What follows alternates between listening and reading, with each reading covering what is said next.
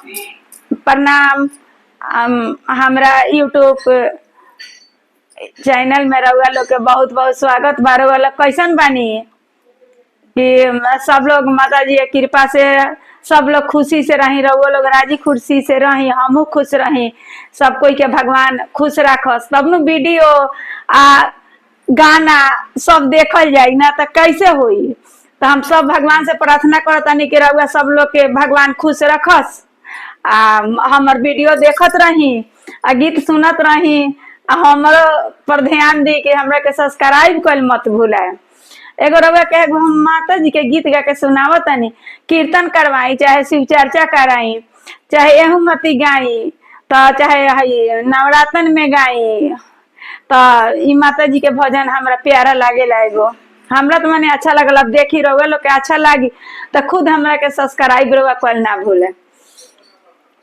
लईबो में वो राहुल के डरिया घेरबो आंगनावा हे, लईबो में वो राहुल के डरिया घेरबो आंगना, घेरइलू ए माई जाए ना दे, घरवा ओइलू ए माई जाए ना दे, जबले ना दिहबुए माई गोदी में ललनवा हे, जबले ना दिहबुए माई पोतावा से पोतिया, घेरइलू ए माई जाए ना दे, घरवा ओइलू ए माई जाए ना दे, जबले ना दिहबुए माई बाबू के नौकरिया है, जबले ना दिहबुए माई स्वामी के नौकरिया, घेरइलू ए माई जाए ना दे,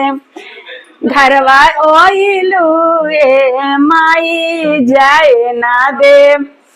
अरे कटबो में निमिया गछिया घेरबो आंगनावा, घेरइलू ए माई जाए ना दे, पकड़इलू ए माई जाए ना दे, जबले ना पुरैबू मैहर मानावा के लाला साहे, जबले ना पुरैबू मानावा के लाला सा, घेरइलू ए माई जाए ना दे, घरवा ओइलू ए माई जाए ना दे।